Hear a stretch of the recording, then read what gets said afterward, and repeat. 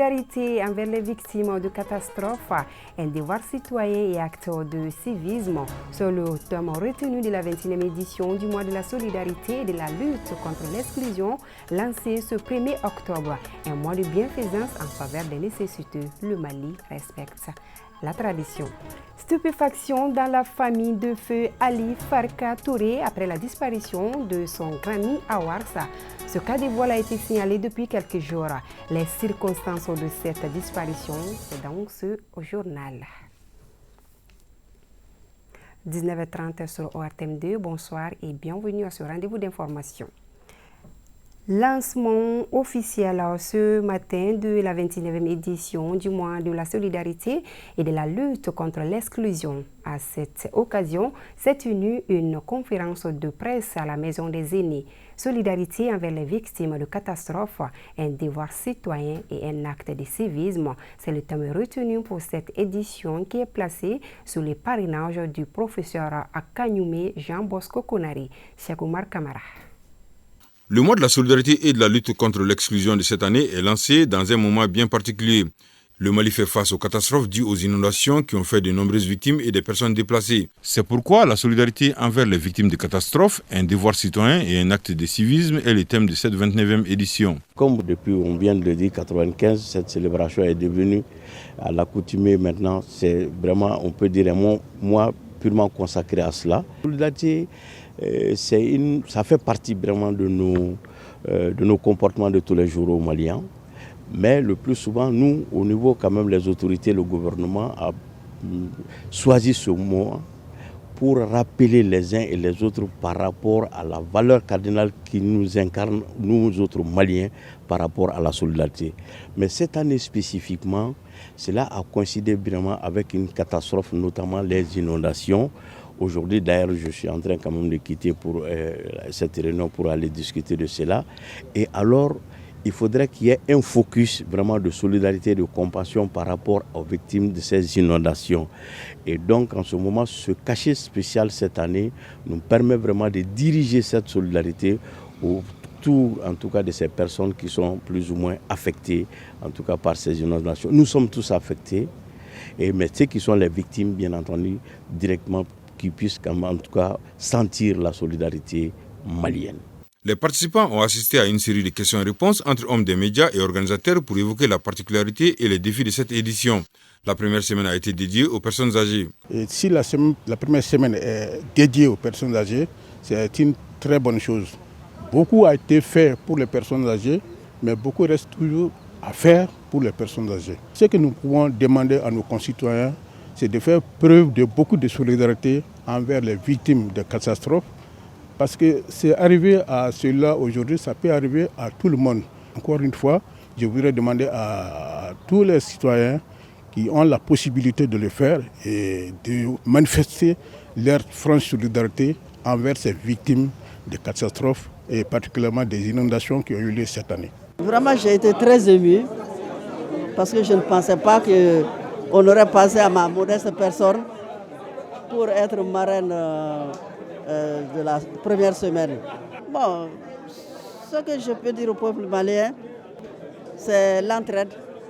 Il faudrait penser à ces sinistrés-là. Pour témoigner sa gratitude, le ministère de la Santé et du Développement social a offert un cadeau aux parrains au cours de la cérémonie.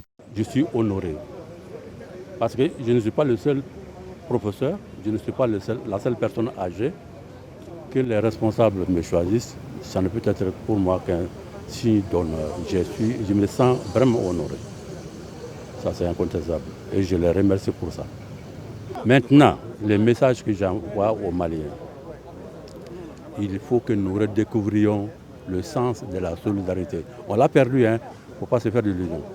Mais en même temps, nous devons nous efforcer pour qu'il y ait le moins de personnes assistées. Diom Nabarak est en place là. Donc, il n'y a pas d'alternative au travail. Il faut que les Maliens se mettent au travail. Solidarité, oui, mais entraide, oui, mais que responsabilité aussi. A noter qu'il y a 3 activités principales au menu de cette première semaine. La conférence inaugurale du parrain, la visite des personnes âgées dans le district de Bamako et dans les régions, et la conférence débat intergénérationnel qui sera un cadre de concertation et d'action entre personnes âgées et jeunes.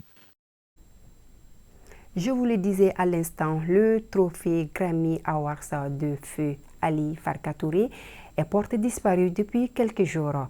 Une disparition qui a surpris plus d'un. Pour éclairer la lanterne du public, l'une de nos équipes est allée à la rencontre du fils de cette icône de la musique malienne qui a marqué son temps. Il s'agit bien de vieux Farka Touré. Retour sur les circonstances de la disparition du Grammy Awards de Ali Farka Touré. C'est donc ce reportage signé Awa Sidibi. L'un des 3 Grammy Awards de l'illustre chanteur feu Ali Farka Touré a disparu de sa maison. Les faits ont été constatés le 25 septembre lorsque son fils vieux Farka Touré est rentré d'un voyage et a remarqué que le premier Grammy Awards remporté par son père en 1995 grâce à l'album Talking Timbuktu avait disparu. On se retrouve dans la maison familiale, voilà, à La Fiebougou, d'où on a exposé les Grammy de fait Ali Farka. Ça fait 2 ans qu'ils sont là, les gens viennent les voir, c'est fait pour ça en fait. Il y a les autres trophées ici, sa guitare, voilà, et ça c'était son salon. Voilà, donc on a jugé nécessaire de le laisser ici.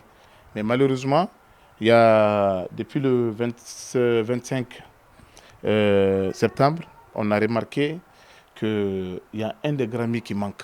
Mais en regardant les vidéos d'un des baptêmes d'un de mes jeunes frères qu'on a fait ici le 7 septembre, on a regardé les vidéos, le Grammy n'était déjà pas ici.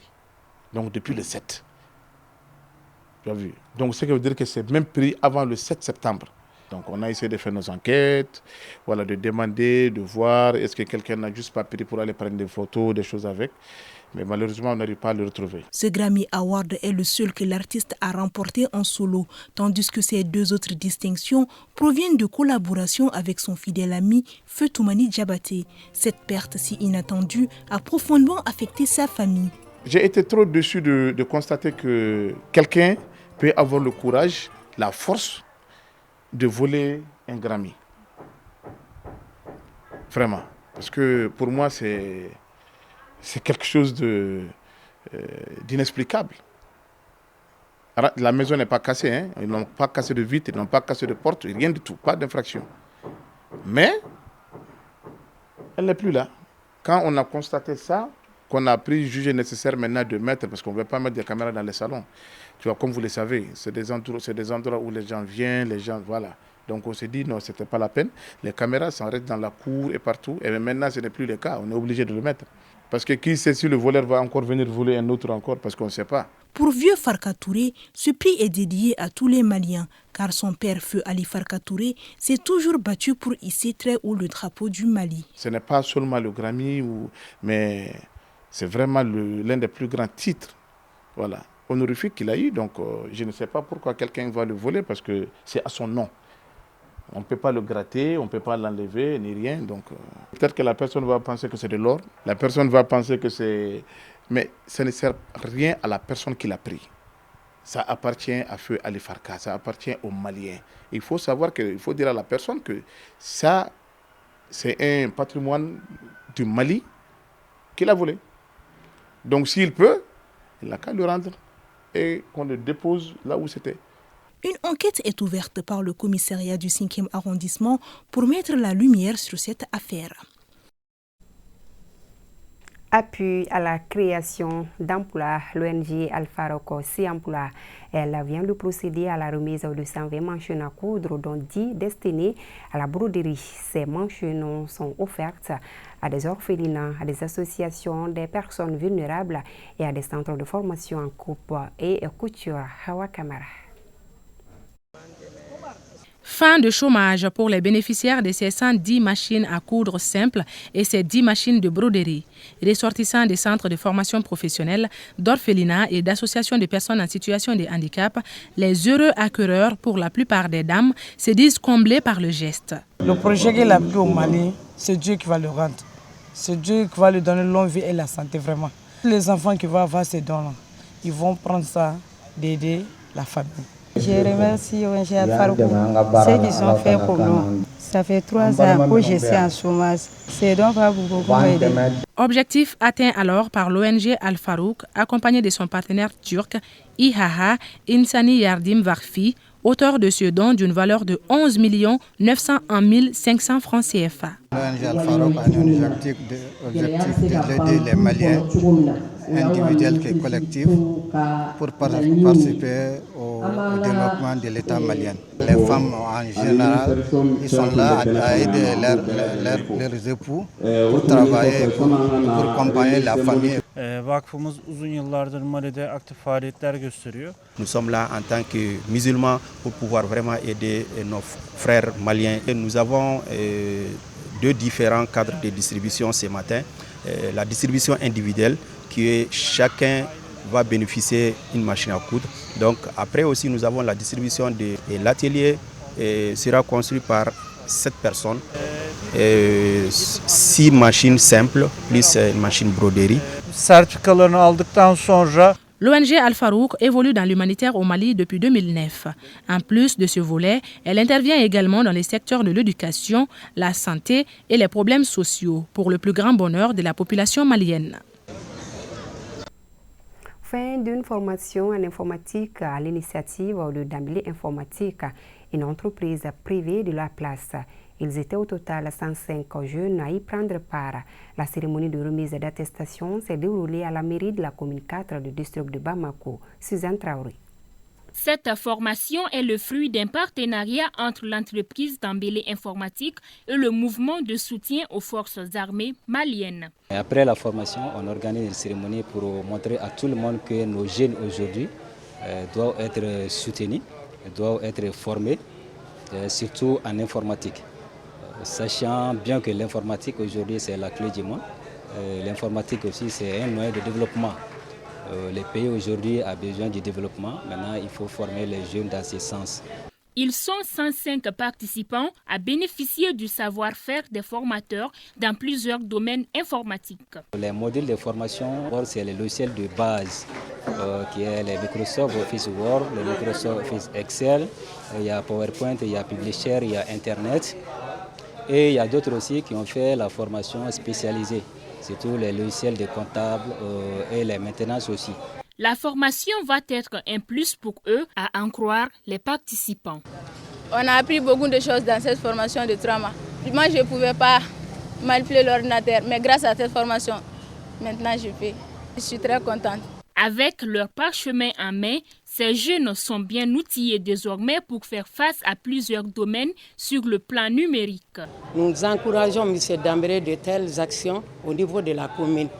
Donc aussi, il a eu la capacité de récupérer ces jeunes et les former en informatique. C'est un réel plaisir pour nous. Cette cérémonie de remise d'attestation a été un moment mémorable pour les récipiendaires. Quant aux organisateurs, ce partenariat va s'élargir à d'autres domaines au bonheur de la population. Sport football finale de la première édition de la Super Coupe Petro Bama. C'était au stade Mamadou Konaté de Bamako et c'est le stade malien qui a remporté le trophée devant le FC Diarra par le score d'1-0. Cette finale a suscité l'engouement du public sportif. Le résumé de la rencontre, c'est avec Moussa Diabati. Cette première édition de la Supercoupe Petro Bama a mis aux prises 10 clubs de la Ligue de Bamako pour maintenir la forme en attendant la reprise du championnat national Ligue 1. C'est ainsi que les 2 meilleurs de ces tournois à atteindre la finale sont FC Diarra et les Stade malien de Bamako, ici en bleu. À l'entame de la rencontre, les poulains du technicien Mamoutou Kane Mourlé se montrent très dangereux avec un milieu très actif sur toutes les balles.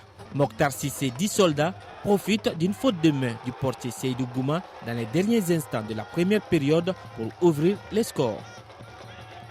Au départ, je pensais que le FC Diarra était une équipe prenable, mais j'ai vu qu'ils sont en jambes, malgré la baisse de forme. Mais quand même, c'est une équipe d'avenir. Mais quant au stade malien, on le sait, ils viennent de rentrer tout de suite dans la Coupe CAF. Alors eux, ils doivent confirmer, ils doivent aller de match à match, confirmer qu'ils n'ont pas eu gratuitement. Voilà. Donc bravo aux 2 équipes qui ont mouillé le maillot pour le moment, mais je suis optimiste que la victoire sera stadiste.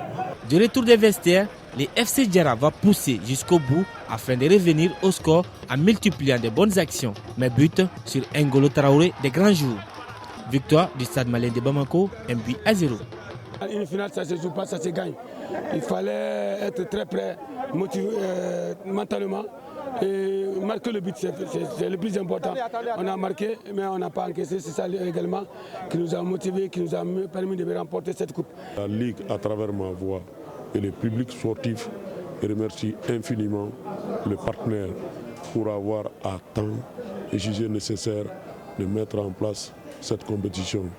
Donc à la fin, c'est le fair play qui a prévalu. On est très satisfait, déjà c'est encourageant pour une première édition, vu les amoureux du ballon rond un peu partout à Bamako ici sont venus. Donc il y a eu les supporters du stade et du Djeliba aussi qui étaient là présents massivement. Et voilà, tous les invités étaient là, on est très contents. Auparavant, le Djeliba AC avait remporté le match de classement 3-0 face à Binka FC.